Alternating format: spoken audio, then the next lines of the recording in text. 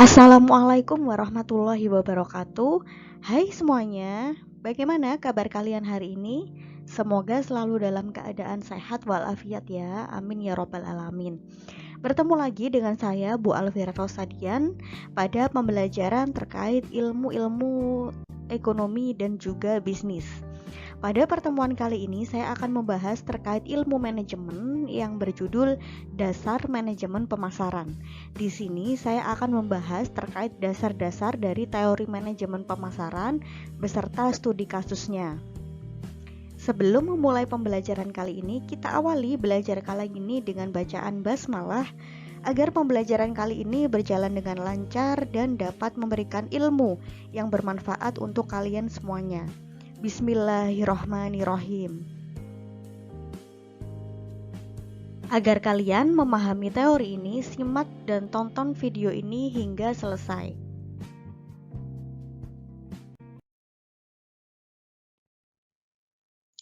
Baik, kita awali dengan memahami definisi atau pengertian dari manajemen pemasaran. Pada pertemuan lalu, kalian sudah belajar terkait fungsi dari manajemen, di mana bidang-bidang dari manajemen itu ada beberapa, yakni manajemen keuangan, sumber daya manusia, operasional, dan salah satunya adalah manajemen pemasaran. Nah, kali ini kita akan belajar terkait manajemen pemasaran. Apa itu manajemen pemasaran? Manajemen pemasaran itu adalah suatu upaya organisasi, baik itu komunitas, perusahaan, untuk apa? Untuk bisa mengenalkan produknya, baik produknya berupa barang ataupun jasa. Tujuannya apa? Tujuannya agar produk itu lebih dikenal masyarakat, kemudian diminati masyarakat dan dimanfaatkan dan mampu menciptakan kepercayaan serta kepuasan konsumen. Jadi intinya manajemen pemasaran ini adalah suatu implementasi atau upaya untuk mengenalkan produk agar produk itu dikenal, diminati, kemudian dimanfaatkan oleh masyarakat. Serta efeknya adalah mampu menciptakan kepercayaan atau loyalitas serta kepuasan pelanggannya. Itulah konsep sederhana dari manajemen pemasaran. Lalu apa sih fungsi dari manajemen pemasaran? Nah, fungsi dari manajemen pemasaran itu ada beberapa. Yang pertama adalah untuk mengenalkan produk, itu pasti ya. Namanya kita memasarkan, otomatis tujuannya adalah untuk agar produk kita ini dikenal oleh masyarakat. Kemudian bisa untuk sarana distribusi, baik itu dari supplier kepada penjual atau penjual langsung kepada pembeli sebagai sarana distribusi. Yang ketiga, manajemen pemasaran itu bisa menjadi sebuah riset, yang mana riset ini bisa digunakan seorang pemasar untuk mengetahui pangsa pasarnya.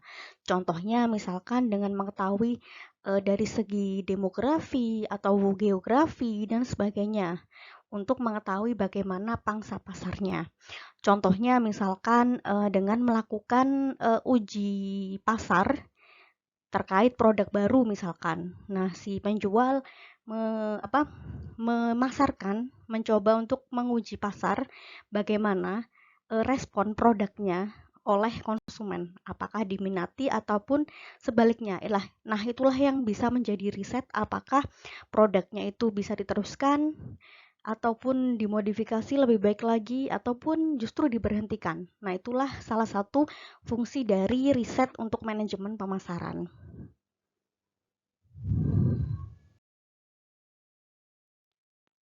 Selanjutnya adalah proses dari manajemen pemasaran. Nah, kalau kita berbicara tentang manajemen pemasaran, dalam manajemen itu ada 4 fungsi yang populer, yaitu terkenal dengan sebutan POAC, Planning, Organizing, Actuating, dan Controlling. Nah, ini juga akan berpengaruh kepada proses manajemen pemasaran karena masuk dalam lingkup manajemen. Kemudian, apa sih sebenarnya prosesnya dari manajemen pemasaran? Yang pertama yaitu planning. Nah, planning ini bisa menentukan ide dan tujuan pemasaran. Jadi, seorang pemasar, seorang perusahaan itu menentukan ide. Ide apa sih program pemasarannya? Kemudian, ide ini tujuannya untuk apa? Nah, itu pasti harus jelas. Kemudian, Merencanakan. Selanjutnya adalah merencanakan strategi pemasaran yang akan dibuat atau yang akan digunakan. Ide sudah terbentuk, kemudian tujuannya apa, kemudian tinggal merancang bagaimana strateginya, strategi apa yang akan digunakan. Nah, strategi pemasaran itu banyak ya, nanti akan kita bahas pada slide selanjutnya. Selanjutnya adalah menganalisis rencana pemasarannya. Jadi, melakukan analisa rencana-rencana apa terkait proyek-proyek pemasarannya. Nah, selanjutnya ketika ide sudah terbentuk, kemudian strategi sudah ditetapkan dan analisis sudah ditetapkan, kemudian melakukan implementasi atau actuating dalam fungsi manajemen, yaitu pelaksanaan kegiatan pemasaran secara langsung. Menggunakan strategi apa ya? Diimplementasikan secara langsung melalui pelaksanaan. Nah, dari pelaksanaan itu akan menghasilkan sebuah impact ya, atau umpan balik, yang mana hasilnya umpan balik yang dihasilkan itu tadi itu akan menghasilkan sebuah evaluasi perusahaan. Contohnya misalkan menggunakan strategi pemasaran A untuk mengenalkan produk baru B misalkan. Nah, kemudian setelah diuji di pasar, hasilnya itu akan menjadi evaluasi. Apakah hasilnya bagus, banyak diminati masyarakat, dapat diterima masyarakat, ataupun sebaliknya. Sehingga ini menjadi bahan evaluasi perusahaan, apakah produk bisa diteruskan, produk bisa dimodifikasi, diperbaiki, ataupun diberhentikan.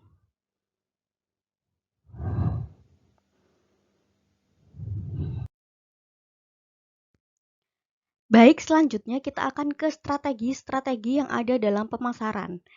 Yang pertama yaitu strategi bauran pemasaran. Nah, kalau kita berbicara tentang pemasaran, rasanya kayak tidak lengkap ya kalau tidak ada istilah marketing mix atau bauran pemasaran. Karena strategi pemasaran dengan bauran pemasaran itu sangatlah terikat ya, seperti itu. Nah, apa sih sebenarnya strategi bauran pemasaran? Bauran pemasaran ini adalah merupakan strategi pemasaran dengan menggabungkan beberapa elemen pemasaran. Nah, elemen ini yang lebih populer itu dikenal dengan sebutan 4P. Apa saja? Yaitu produk, price, dan promotion. Yang mana 4 elemen ini saling berinteraksi untuk meraih target tertentu. Nah, bagaimana sih kerja dari bauran pemasaran? Nah, dalam bagian di gambar di layar ya, misalkan di dalam strategi produk, itu bagaimana produk itu bisa menarik, bisa diminati oleh pelanggan atau calon pelanggan. Misalkan strategi desainnya, kemudian bentuk produk, kemudian namanya, nama brandnya yang menarik, kemudian mungkin dari segi packaging seperti itu. Bagaimana si perusahaan itu bisa menarik konsumen dari segi produk, itu dari strategi produk. Kemudian yang kedua dari place atau tempat ya. Di sini bagaimana place atau tempat itu bisa menjangkau masyarakat baik saluran pemasaran, baik itu dari distribusi dari supplier ke penjual yang strategis maupun penjual pada konsumen yang strategis, seperti itu. Kemudian yang ketiga adalah price atau harga. Nah, strategi harga ini bagaimana harga itu bisa bersaing di pasaran. Bagaimana si penjual ini bisa memanfaatkan strategi ini untuk bersaing dalam segi harga. Misalkan bisa memberikan diskon, kemudian potongan harga, kemudian syarat-syarat tertentu yang bisa menarik pelanggan. Contohnya. Kemudian yang terakhir adalah promosi. Nah, promosi yang kita kenal itu kalau di zaman dulu itu di zaman dulu sampai sekarang masih diterapkan ya. Itu misalkan iklan ya. Iklan ini baik pakai brosur, pamflet, banner, kemudian TV, radio dan sebagainya. Kemudian bisa pakai tenaga penjualan atau sales, misalkan door to door atau personal selling ya, seperti itu. Kemudian ada PR, Public Relation atau Humas. Itu juga merupakan strategi promosi dalam lingkup strategi bauran pemasaran. Nah, seperti yang saya sebutkan tadi, promosi seperti iklan, kemudian humas, kemudian pemasaran langsung, sales langsung, itu merupakan lingkup pada strategi tradisional ya. Kalau kita dulu mengenal pasti sudah ada di zaman dulu. Namun, seiring perkembangan zaman, seiring perkembangan teknologi yang semakin maju, kemudian keinginan konsumen, selera konsumen yang berbeda-beda, itu akan berpengaruh kepada strategi pemasaran. Nah, pada tahun 2023 lalu saya mencoba meneliti bagaimana sih prospek pemasaran tradisional pada era sekarang. Nah, di sini saya berasumsi bahwa strategi pemasaran tradisional itu sebenarnya tidak lagi efektif dalam menjangkau pasar yang sangat modern saat ini. Pasar di mana banyak generasi Z ya. Hal ini karena apa? Karena dipicu dari perkembangan teknologi, kemudian persaingan yang sangat ketat ya dan kompetitif, serta selera konsumen yang sangat berubah-ubah dan bervariasi. Sehingga di sini strategi pemasaran digital ini menjadi sebuah strategi pemasaran yang bisa dikombinasikan perusahaan dalam meningkatkan perkembangan usaha.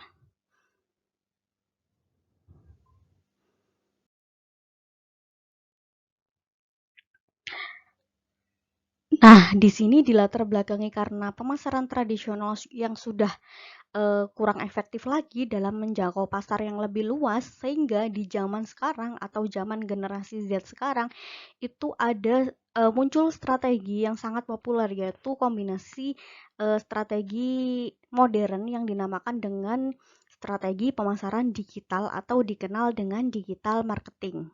Apa itu digital marketing? Digital marketing itu adalah pemasaran digital, adalah kegiatan pemasaran maupun promosi dengan memanfaatkan media digital. Nah, jadi pemasaran melalui menggunakan media digital. Lalu apa sih media digital? Media digital itu bisa gambar, video, audio digital, website, ponsel, media sosial, dan media digital lainnya. Sehingga disebut dengan strategi pemasaran strategi pemasaran digital atau digital marketing. Nah, strategi digital marketing ini bisa kita adopsi dari strategi 4P, yaitu place, product, price, dan promotion. Nah, di sini coba kalian perhatikan mana strategi dari 4P ini yang bisa kita kembangkan menjadi digital marketing. Dari produk, price, place, dan promotion. Nah, kalau harga kemudian produk itu mungkin sudah hampir sama ya mengikuti di strategi pemasaran tradisional. Namun ada dua yang bisa kita kembangkan menjadi strategi digital. Yang pertama yaitu dari place atau tempat. Nah, di sini place tujuannya untuk apa sih? Untuk bisa menjangkau masyarakat lebih luas.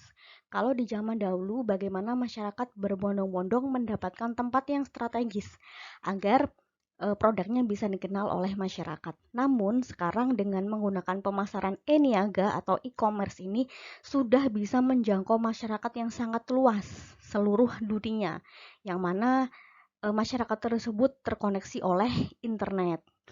Pemasaran e-niaga, e-commerce ini seperti apa sih? Contohnya misalkan kalian membuat website sendiri ya, website online shop sendiri.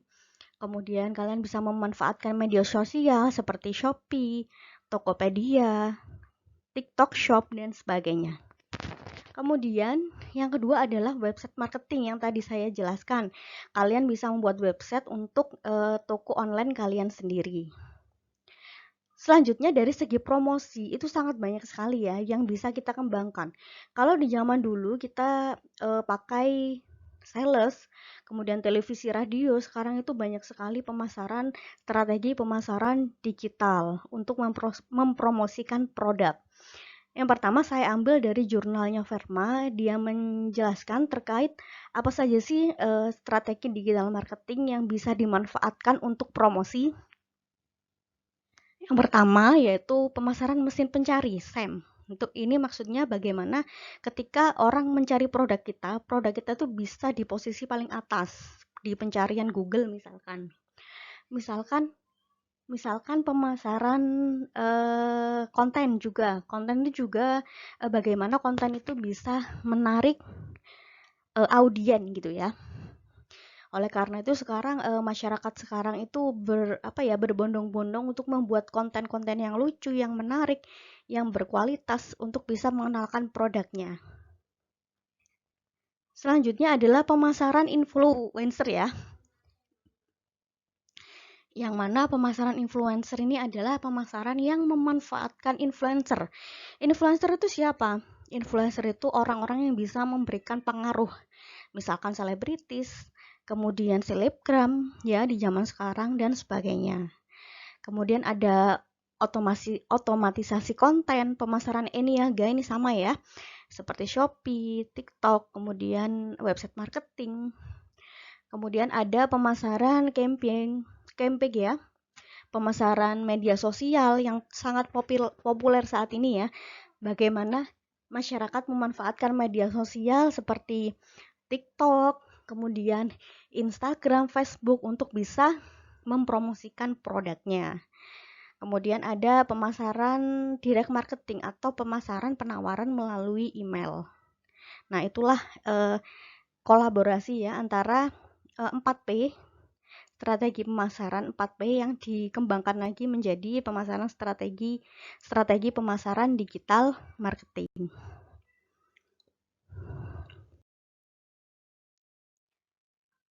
Oke, baik. Di sini saya coba untuk mengulas studi kasus terkait dunia manajemen pemasaran. Di sini saya fokus pada penelitian terkait digital marketing, strategi digital marketing. Nah, pada penelitian saya ini tahun 2023 ya, di sini saya mencoba untuk menganalisis usaha mikrokuliner. Yang pasti subjek yang saya tuju adalah pelaku usaha mikrokuliner. Di sini saya memakai 3 strategi pemasaran digital, yaitu marketing influencer, video marketing, dan SMM atau social media marketing. Di sini saya coba untuk menganalisis bagaimana sih respon dari ketiga strategi ini. Nah, hasilnya adalah bahwa sebenarnya 3 strategi ini memberikan umpan balik berupa keterlibatan audien yang diukur dari mana? Dari engagement rate pada setiap konten. Engagement rate itu seperti apa? Engagement rate itu adalah respon audien. Kalau misalkan di media sosial, itu bisa kita lihat dari insight-nya ya, kita lihat dari insight-nya. Semakin besar insight-nya, maka banyak audien yang terlibat atau keterikatan audiennya itu lebih tinggi. Misalkan konten di YouTube, konten di Facebook, kemudian konten di Instagram, itu kita bisa lihat pada jumlah like, komentar. Nah, itu akan mempengaruhi engagement-nya atau keterlibatannya. Dimana di sini penjual atau pemasar itu tidak menargetkan untuk bisa mendapatkan pemasaran langsung, atau misalkan beriklan harus ada yang beli gitu, tidak, tapi dia lebih menargetkan engagement rate-nya tadi, keterikatannya tadi. Jadi mentarget bagaimana bisa mendapatkan insight yang besar, karena dengan insight yang besar itu akan mempengaruhi calon konsumen atau calon pelanggan yang potensial.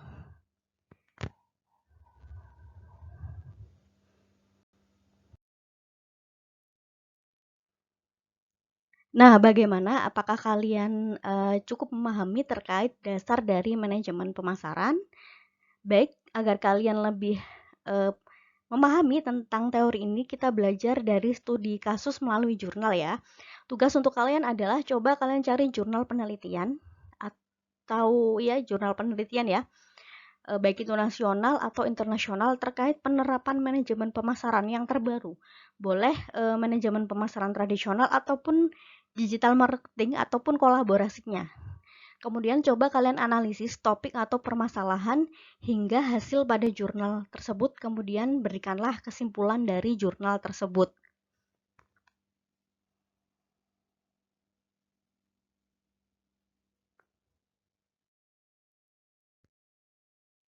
Baik, itu dia materi yang bisa saya sampaikan terkait ilmu manajemen, yakni dasar dari manajemen pemasaran.